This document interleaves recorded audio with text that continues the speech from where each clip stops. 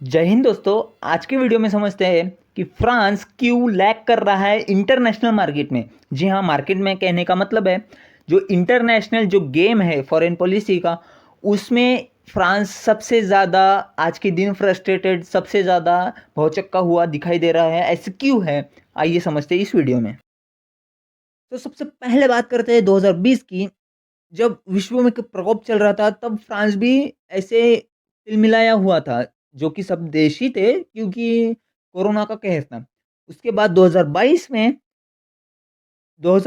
में जब Russia Ukraine war हुआ, तब लोकल लोगों ने कहा, जो लोकल पॉपुलेशन है फ्रांस की, उन्होंने कहा कि भैया कि फ्रांस हमें अब नाटो में नहीं रहना चाहिए। नाटो जो मिलिट्री ऑर्गेनाइजेशन है, नॉर्थ अटलांटिक ट्रीटी ऑर्गेनाइजेशन, उसमें फ्रांस का कोई रोल नहीं बचा अब, क्योंकि हम 2% हिस्सेदारी देते हैं मिलिट्री को नाटो की वजह से, नाटो की पॉलिसीज़ की वजह से, मगर हमें मिलिट्री में स्पेंड करने की ज़रूरत ही नहीं है मामा।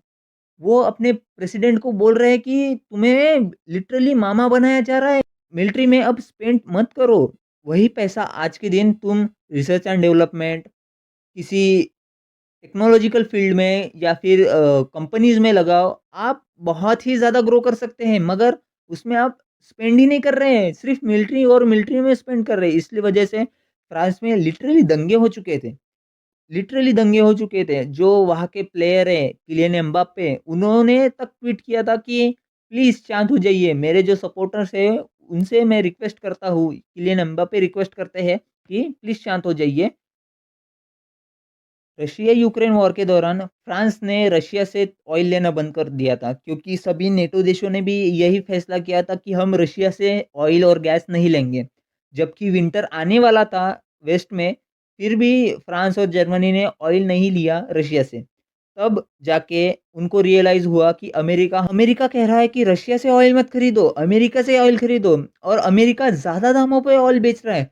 हमें क्या पागल समझे हो? ऐसे कहा है फ्रांस के प्रेसिडेंट ने। मगर फ्रांस के प्रेसिडेंट चिढ़ गए अमेरिका से और कहा कि अमेरिका तो फ्रांस का बहुत ही अच्छा दोस्त है। तो जो जो क्रूड ऑयल के जो दाम हैं, हमें आज के दिन ज़्यादा महँगा क्यों बेचा जा रहा है? जबकि एज़ अ फ्रेंड आपने हमको तो कम दाम पे बेचना चाहिए था। ये लेजिट बात भी है, कम दाम पे बेचना चाहिए। मगर अमेरिका तो अमेरिका है, जिस दाम पे बेचना था उस दाम पे तो वो बेच के रहेंगे। इस कारण बहुत ही ज़्यादा फ्रस्ट्रेटेड थे फ्रांस की जो फॉरेन मिनिस्टर और फ्रांस के जो प्रेसिडेंट है वो। ऊपर से अमेरिका बहुत ज़्यादा दबाव डाल रहा था फ्रांस और वेस्टर्न देशों पे कि आप यूक्रेन को मिलिट्री इक्विपमेंट प्रोवाइड कीजिए। जबकि अमेरिका खुद बहुत कम और बहुत ही चीपर और जो पुराना वाला मिलिट्री इक्विपमेंट है वो प्रोवाइड कर रहा है, और फ्रांस और जो वेस्टर्न देशों से मांग कर रहा है कि अच्छे वाला और नया वाला दीजिए। ये तो बहुत ही दोगलापन हो गया। इस कारण से फ्रांस के प्रेसिडेंट अमेरिका से बहुत चिढ़े हुए थे। इस इसी बीच बहुत ही ज़्यादा क्रूशियल मीटिंग ठहराई गई 2022 के एंडिंग में। फ्रांस और ईयू के जो प्रेसिडेंट थे, वो जाके मिले चाइनीज़ प्रेसिडेंट से, जो कि बहुत ही ज़्यादा शॉकिंग न्यूज़ थी। अमेरिका को विरोध करने के लिए वो सीधा जाके मिले चाइनीज़ पीएम से, सॉरी चाइनीज़ प्रेसिडेंट से, जो कि बहुत ही ज़्यादा शॉकिंग न्यूज़ है, क्योंकि फ्रांस जो अब तक 2020 से नाटो और अमेरिका के साथ खड़ा हुआ दिखाई दे रहा था, अब उसने अपने रुख बदल से लिए थे और अमेरिका के खिलाफ जाने का थोड़ा-थोड़ा प्लान बनते हुए दिखाई दे रहा है। ये छोटी-छोटी बातें आगे जाके बहुत ज़्यादा बड़ा रुख ले सकती है फॉरेन पॉलिसी में। फ्रांस के इस कदम को देखते हुए अमेरिका भी फ्रांस पे चिढ़ा हुआ है कि यार, मैंने बहुत ही ज़्यादा सँभाल के रखा अब तक तुम्हें फ्रांस को, 1950 से लेके 2020 तक, मगर ऐसा नहीं करना चाहिए था। सीधा चाइना से जाके मिल चुके हो, और इसमें अमेरिकन पॉलिसी की भी बहुत बड़ी गलती है। अब रियल फॉरेन पॉलिसी की बात करते हैं। फॉरेन पॉलिसी में सबसे बहुत ही ज़्यादा लंबा चेंज आया जब 2022 में अमेरिका ने फ्रांस से रिश्ते थोड़े खटासी बना लिए थे। उसके बाद ब्रिटेन के साथ भी रिश्ते उनके थोड़े से अच्छे नहीं थे उस साइड वे से। उसके कारण से जो ब्रिटेन तो पार्ट नहीं है ना ईयू का, यूरोपियन यूनियन का। सो इसीलिए यूरोपियन यूनियन को साथ लेके अमेरिका और ब्रिटेन है उनको एक साथ जवाब देने के लिए फ्रांस चाइना गए थे। बहुत ही गहरी खबर है गुरु। मगर ये बात समझनी होगी कि ब्रिटेन और अमेरिका को एक साथ मुंहतोड़ जवाब देने के लिए फ्रांस ने ये कदम उठाया था, और ये कदम आगे जाके बहुत डिसाइसिव फैक्टर हो सकता है फॉरेन पॉलिसी चेंज में फ्रांस के। हाल फिलहाल के दिनों में न्यूज़पेपर में ऐसा माहौल छाया हुआ है कि फ्रांस अटैक करने वाला है नाइजर पे। नाइजर एक फ्रांस की टेरिटरी थी।